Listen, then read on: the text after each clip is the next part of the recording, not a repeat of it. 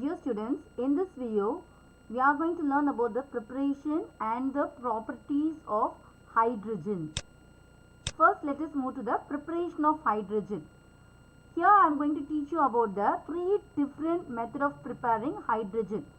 First method by the electrolytic method, and second in how it is prepared in the laboratory, and third in industries how it is prepared. So if you take the electrolysis, here you can take the water which contain a traces of acid or alkali, so that the electrolysis will take place. So mostly we'll take the sodium hydroxide or potassium hydroxide or some acids like hydrochloric acid or sulfuric acid, etc. And the anode we are using here is the nickel and the cathode is the iron. But this process economically for producing a large scale of hydrogen, it is not favoring. So this electrolysis method is not used for the preparing the large scale of hydrogen. So what happens here at the anode, that is in the nickel anode, what is happening?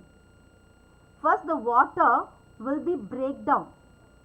In that the OH minus, it will give the 2 OH minus reacts to give water and half oxygen molecule, and it will give out 2 electrons, and these 2 electrons are gained by the water molecule in the cathode, and they will again give the hydroxide ion and the hydrogen.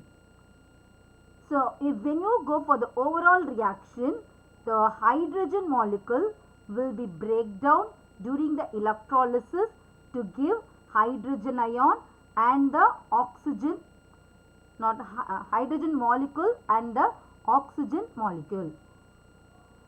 So in the laboratory preparation, usually we'll be taking the metal such as the zinc, iron, etc. in a round bottom flask, and this round bottom flask is closed with the rubber cork which contain two hole. Through the one hole we are inserting a funnel called as a thistle funnel, and through this thistle funnel we will be adding the hydrochloric acid or any other acid, even the sulfuric acid also we can add. And through the another hole in the, we are inserting a bent tube, and this bent tube is again connected to the trough. This trough will be enclosed with the gas jar. So when the hydrochloric acid is added drop by drop to the zinc will react with the hydrochloric acid to produce the zinc chloride, and hydrogen gas will be liberated. This liberated hydrogen gas will be collected in the gas jar through the bent tube. And next let us move to the industrial production. In this method, let us take the hydrocarbon such as the methane, and when this is treated with the steam is nothing but the vapor water, and it is passed over the catalyst such as nickel at 800 degree to 900 degree Celsius and 35 atmospheric pressure. The methane will react with the water to give carbon monoxide and the hydrogen. And another process, the steam, it is made to pass over the red hot coke to produce the carbon monoxide and hydrogen, and the combination of the carbon monoxide and the hydrogen is called as the water gas or the syngas. Syngas means synthetic gas. So this is used in the preparation of the methanol and other simple hydrocarbons. Now the carbon monoxide produced in this method, it should be removed as the carbon dioxide. How this can be done? And this is called as the water gas shift reaction, that is converting the carbon monoxide to the carbon dioxide using the water is called as the water gas shift reaction. That is, the water is used to shift the carbon monoxide to the carbon dioxide. While shifting this, the hydrogen is also produced. The carbon monoxide of the water gas can be converted to carbon dioxide by mixing the gas mixture with the steam at 400 degrees Celsius over a shift converter which containing the iron or copper as the catalyst. Now this formed carbon dioxide can be removed as the potassium bicarbonate with the use of the potassium carbonate and water in the presence of the nickel catalyst.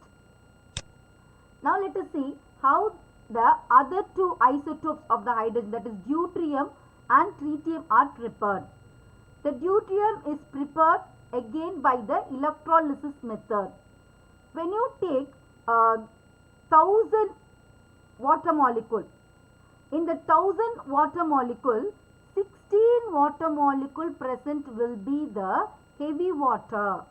So this heavy water must be, first it should be separated from the water. And the dissociation of the ordinary water, that is the protium water, and the deuterium water, that is the heavy water, if you compare, the heavy water will dissociate less than that of the normal water. So that is, in the other word, I can say the ordinary water is dissociated more than that of the heavy water. So during the electrolysis, the hydrogen will be liberated very faster than the deuterium. So first we are letting all the hydrogen to be passed away, and after that the remaining solution will be rich in the heavy water. So on further electrolysis of this heavy water, we will get the deuterium. So heavy water on electrolysis gives the deuterium and the oxygen. Then how tritium is prepared? When you take the tritium is a radioactive element, and I have already told you it is present in a very small amount. I can say it is present only as a trace. So this can be prepared artificially by bombarding the lithium with the slow neutrons in a nuclear fission reactor. So lithium, whose atomic number is 3 and mass number is 6, when it is treated with the neutron is indicated by the symbol. At the place of the atomic number you have to put 0, and at the place of the mass number you have to put 1. So it is indicated by N01. So when they react, this will give the helium. Helium have the atomic number 2 and the mass number 4. And another product formed is the tritium. We already know the formula for the tritium, which has the atomic number 1 and the mass number 3. Now let us move to the physical properties. When you see the physical property of the hydrogen, as we know already, it is colorless, odorless or tasteless. Odor, you know, it does not have any smell. Tasteless, it's a lightest element and highly flammable gas. So it catches the fire. It is a non-polar diatomic molecule. So it is a covalent molecule. So non-polar means, poles means it should have plus and minus charge. If it is having, then it is called as a polar molecule. So it's a non-polar molecule. It is attached by the covalent bond. By sharing of the electron, the bond is formed. So it is a non-polar diatomic molecule, and it can be liquefied under the low temperature and high pressure. Already we have seen about the liquefaction. So the hydrogen is a good reducing agent. Let us see some of the chemical properties of the hydrogen. We know very well, not only in the 11th standard, before itself, I think so you would have learned this in the 6th standard itself. When the hydrogen reacts with the oxygen, this will give the water. But this water is used in the fuel cell to generate the electricity because it will liberate so much of energy. With halogen, it will react with all the halogens, that is, it will react with the fluorine, chlorine, bromine, iodine, forming the hydrogen fluoride, hydrogen chloride, hydrogen bromide, hydrogen iodide. But the temperature at which it is reacting with this halogen differs.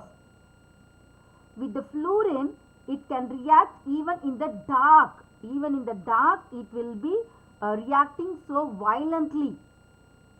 When you take the chlorine in the presence of sunlight, it will react. Or we can say it is in the room temperature, it will react with the chlorine. Hydrogen reacts with the chlorine in the room temperature. If you take the bromine, if the hydrogen is heated with the bromine, then you will get the hydrogen bromide. When you take the iodine, it is a photochemical reaction which takes place in the presence of H nu. And the next with the alkali metals. With the alkali metals, it will form the hydride. When it reacts with the alkali, it will get the oxidation number -1. So, alkalis will have the oxidation number +1 and this will have the -1. So, the alkali acts as a cation and the hydrogen acts as the anion. So, it is called as a hydride. With lithium, it is giving a lithium hydride, and with sodium, it is giving a sodium hydride. And these hydrides are the reducing agents which will be supplying the hydrogen for the synthetic organic chemistry. With these alkali hydrides, we can also prepare some more hydrides which are all a very powerful reducing agents such as the lithium aluminium hydride and lithium borohydride, etc. See, when lithium hydride, when it is treated with the aluminium chloride, it is giving a lithium aluminium tetrahydride and the lithium chloride. Same time, you can see the sodium hydride, when it is reacting with the trimethoxy borane, it is giving a sodium borane.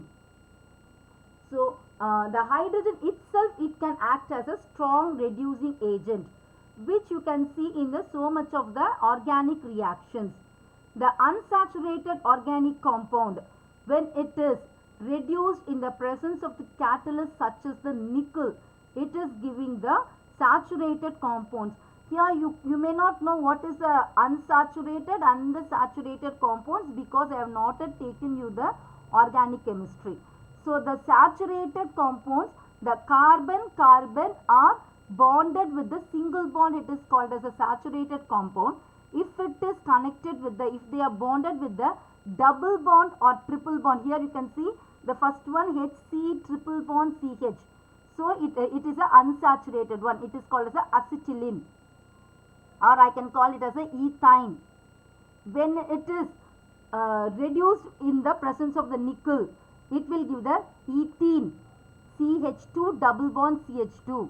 Again, when it is treated with the nickel, it will get reduced to give the ethane CH3 CH3. This is one of the example to give the reducing property of the hydrogen. And now let us see the chemical properties of the deuterium. So, like hydrogen, deuterium also reacts with the oxygen, forming the heavy water. And also with the halogen also, they will react to give the corresponding halide. See, the same reaction as like the hydrogen, in the place of the symbol H, you have to use the D. That is the only difference. D2 plus O2 gives D2O. D2 plus X2 gives 2DX. Now here what is X? X is nothing but the halogens, fluorine, chlorine, bromine, iodine. And next is the exchange reaction. In the exchange reaction, if the deuterium reacts with the compounds which contains the hydrogen, the deuterium will take the place of the hydrogen. That is called as the exchange reaction. This can be done partially or completely. That is, all the hydrogen can be replaced or some of the hydrogen can be replaced. Here the example are given with the methane and the ammonia.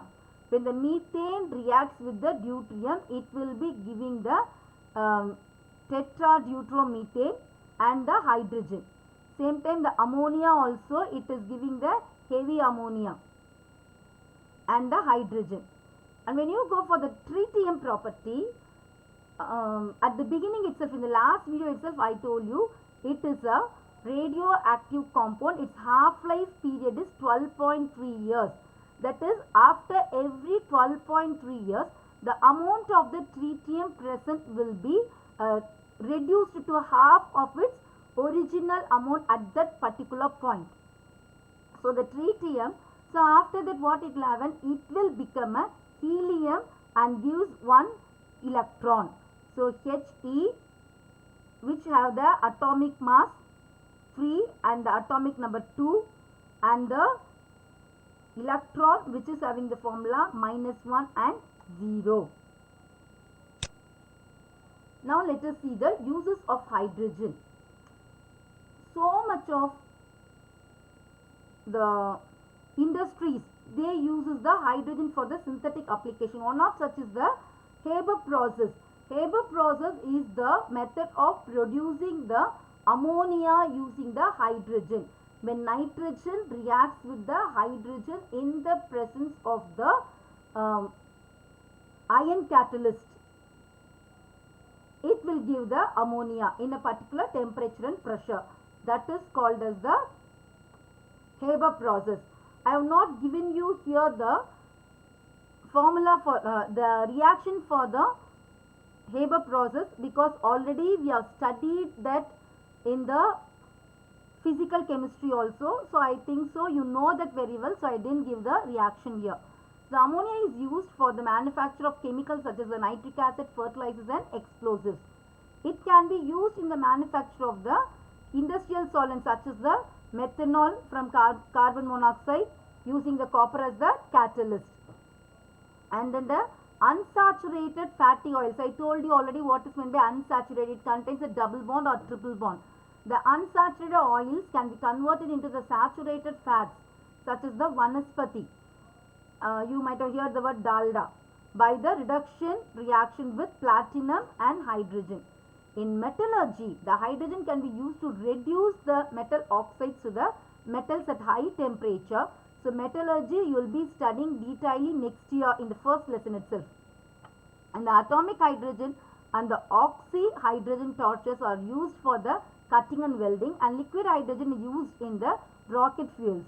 And the hydrogen is also used as a fuel cells for generating the electrical energy. The reversible uptake of the hydrogen in metal is also attractive for the rechargeable metal hydride batteries, which again you will be learning in the next lesson. So that now I have completed the preparation, properties and the uses of the hydrogen, children. So thank you, and let me meet you in the next video. Thank you, children.